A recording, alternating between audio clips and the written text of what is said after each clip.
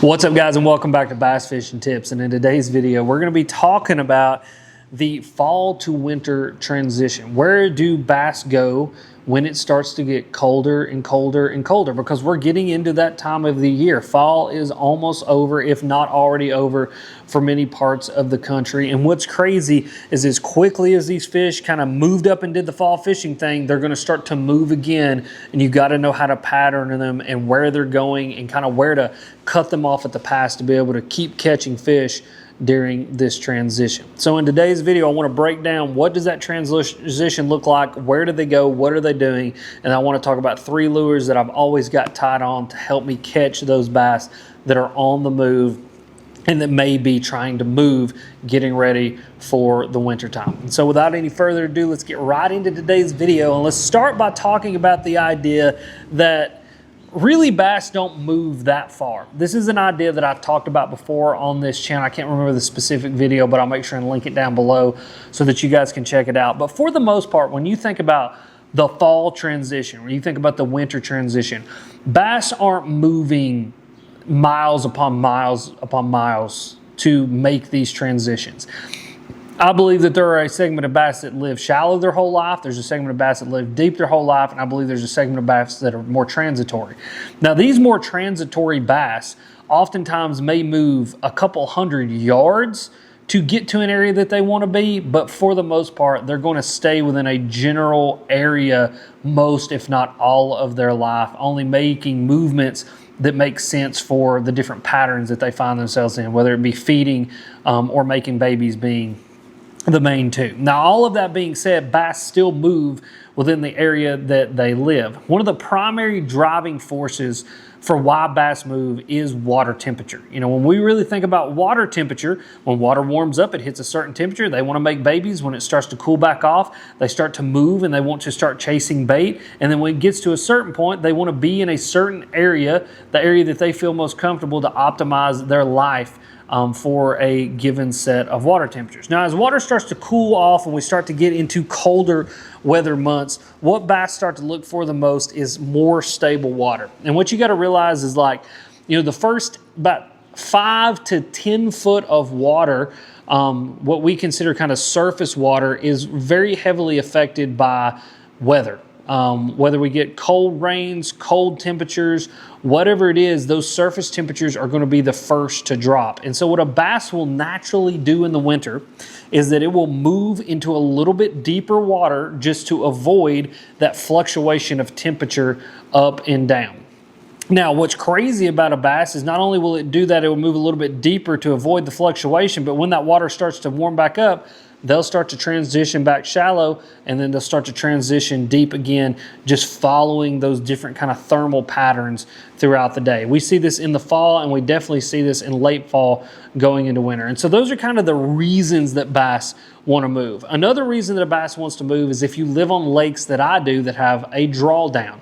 If a lake literally gets drawn down and that there are things that will be dry land at certain points of the year, especially in the winter, obviously a bass can't live there, and so they will follow that water down and they will follow that drawdown to avoid obviously being stranded on dry land. And so it's just another reason why bass move in the winter. Now, where do these bass go? For the most part, and this is kind of what I found to be a general rule of thumb, no matter what type of body of water that you're on, is they will move to just the first transition before you reach deep water. And so what that means is something like a river ledge. You know, you've got a big flat that you've been catching fish on in the fall, been throwing the top waters up there, the spinner baits have been corralling bait. When those water temperatures start to drop, those bass will simply leave that flat and they'll go to the first area that they find that drops into deeper water, and normally they're going to suspend off of those drops. Another great example is if you've got bass up on the bank and there's a bunch of laydowns around, they'll go to the very ends of those laydowns and they'll suspend over the tops of those laydowns. They simply just want to go and they want to get in slightly deeper water where if they need to transition deep, they can get there. But if they want to transition back shallow and they want to start feeding and doing things again, if the temperatures warm up, they can do that as well. Very driven by temperature. You know, the bass makes decisions on water temperature and what the water temperature is on what it's going to do. It's all instinctually driven by that kind of set of instincts that focus on water temperature. But really what the bass is looking for is access to going deep if it wants to go deep, shallow if it wants to go shallow, and it's that in-between point between those two things. So if you're looking at a map, or you're looking at a topographical map, or even like a lake map, I've got several up in the house, it's the old school way of doing it. Anywhere that you can find those transitional areas where a bass can be shallow or a bass can be deep, normally they're going to be right in the in-between, right where it transitions from shallow to deep. That's where those bass are going to be hanging out, and normally they're just going to suspend in that area. They're going to hang out there, and they're going to continue to feed and continue to do their life habits. It's just they're waiting for a certain set of circumstances to determine whether they want to go back deep or they want to go back shallow. And like I said, referencing back to the beginning of the video, this isn't going to be hundreds upon hundreds of feet. You know, they're going to swim 400 feet to a shallow water flat and then swim 400 feet back out to get to a 10-foot area over 20.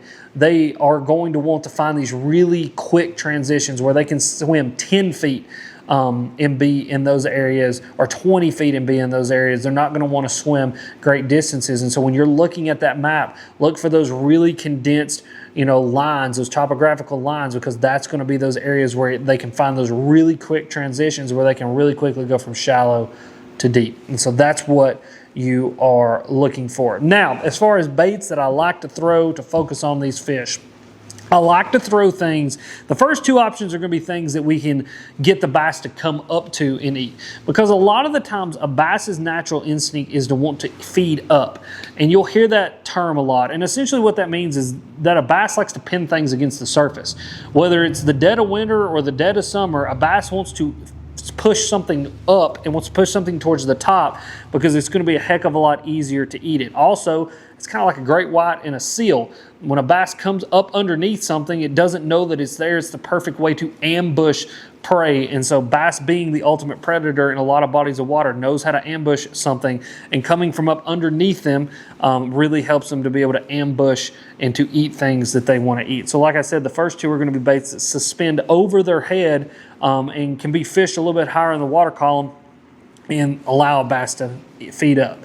One of those probably being one that many of you guys are already thinking, that's going to be a suspending jerkbait. Now your standard just jerkbait, it can be a smaller one, it can be a bigger one, but just that standard like 4 to 5 foot diving jerkbait is going to be one of the key tools for getting those bass to bite. This is really, really awesome because it allows you to fish it from shallow to that little bit deeper water while still keeping that bait, once you kind of hit that break, above those bass's head and allow them to feed up on it. And I can't tell you how many big bites that I've got fishing a jerkbait this time of year around those transitional areas.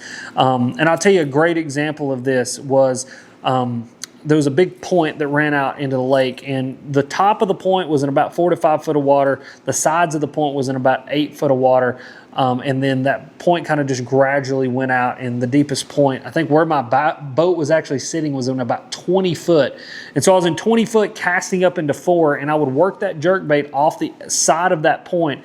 And when that jerkbait would get over that 8 to 10 foot range, those bass would swim up, grab that jerkbait, and obviously I would get them to bite, get them into the boat. And it was just a really awesome way to get those bass to bite, because they were using that point as a place that they could easily move up and eat bait fish, crowd bait fish up shallow if they want to, sun up on the point.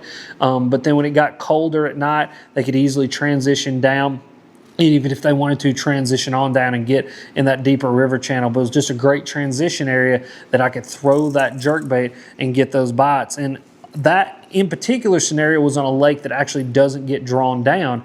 And so those bass were just using that area, and they kind of stay there all winter long. It's actually a really, really cool, very consistent area because water stays up. It's consistently provides what they need, and it's an area that you can go to over and over again with something like a jerkbait and get a bite. But a jerkbait is going to be one of those tools that allows you to suspend that bait up over their head. You get that fast twitching, very erratic action that gets that reactionary bite from those fish. And oftentimes, again, they're going to be feeding on bait fish, perfect bait fish representation, and you can get those bass to bite. The next one is actually going to be a squarebill. Now, I know a lot of you guys are thinking, Alex, a Squarebill, why the heck would you throw a Squarebill for suspending fish?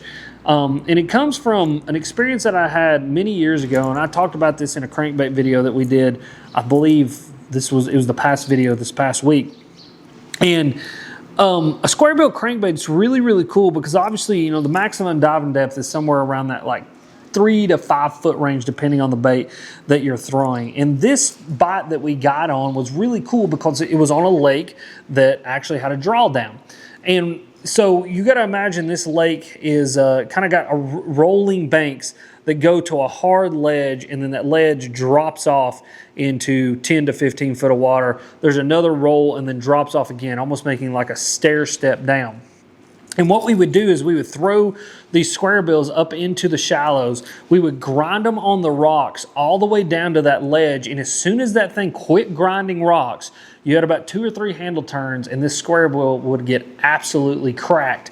And it really plays into what I was talking about in that crankbait video, that this bait doesn't always have to be touching the bottom to get a bass to bite. And it was really the perfect tool to be able to present these bass with a crankbait and a crankbait style lure that doesn't dive down to their depth. Because what we noticed is we thought, well, if they're setting there, let's throw a deeper diving crankbait. But when you would bring that bait down to those fish, they wouldn't want to eat it. They wanted to feed up. They were still wanting to feed up. They're still looking up and still kind of in that late fall, early winter, not completely transition to winter, kind of what we're talking about here today. And so that Squarebill provided us with the perfect kind of in-between to be able to grind the rocks and get the bites of the residual fish that were still up shallow feeding, but then also be able to get down there and have a lure drop off that ledge, get above those fish's head, and we would normally grind it off, stop it, and then start it up again. And normally within a couple handle turns of the stop and start, we would get absolutely cracked on this thing and get those bass to bite. And it was just such an awesome bite. And again, it was one of those things, we discovered a really unique bite that we've been able to replicate over the years. It was kind of one of those things, we stuck it in the Rolodex of ideas and been able to apply it several more times and get some really awesome bites in this late winter or late fall, early winter transition as these fish start to kind of transition in between different patterns. Now the last one is going to be a little bitty finesse jig. Now I know I just said a lot of these fish don't want things that come to them, but what we have found is that throwing this thing up into the shallow water, popping it off where that drop is and letting it drop off of that drop sometimes can get some really big bites. And a lot of the times we will do this as we really start to truly transition into winter. As these bass really start to truly get in their more winter haunts, a lot of the times they'll get a little bit wary on the crankbait, they'll get a little bit more wary on the jerkbait. And when those things start to happen, we still need a tool to be able to target those bass and target them effectively. And the little finesse jig seems to be the way to go. Now, these little finesse jigs are really unique. These are like what I kind of consider a more hyper finesse jig. This little, 2/0 hook in this bad boy, but while still having that 1/2 ounce head, that little bitty dainty living rubber skirt. This thing is absolutely awesome. And I love throwing these things because you're able to cast them well, you'll be able to get good bottom contact with them, but again, really small presentation that does a good job of looking like small crawdads, small bluegills and stuff like that. Another reason that I like these things is they do weigh quite a bit. And so one of the things that we will do, if they're still, actively feeding and maybe they've not completely made that transition yet, is it will pull that jig off of that ledge and then we'll actually crack that jig up off the bottom. And so what that means is you get it to that ledge and you pop it up and that jig will shoot up and then it'll fall down really, really quickly. And a lot of the times you can get a reaction bite doing that. And you can only really do that with a heavier jig. And so that's what's really cool about these little guys is that they're small, they're compact, but with that 1/2 ounce head, we're still able to crack this thing up off the bottom, let it fall really, really quickly, and then you're able to get those fish to bite and put fish into the boat that you might not have otherwise got to bite on something like the crankbait or the jerkbait, maybe because they've seen those things already, or we truly are starting to transition into that late fall, early winter, kind of getting into that more winter time of year. But I think this time of year, it can get tough. You know, these bass are moving. They constantly move, but they're definitely moving as we start to transition from fall into winter, and being able to kind of cut them off at the pass with one of these 3 techniques and kind of understanding where they can go can help you guys to put some more fish into the boat, the bank, or the kayak. And if you guys enjoyed this video, click this video. It's popping up right here.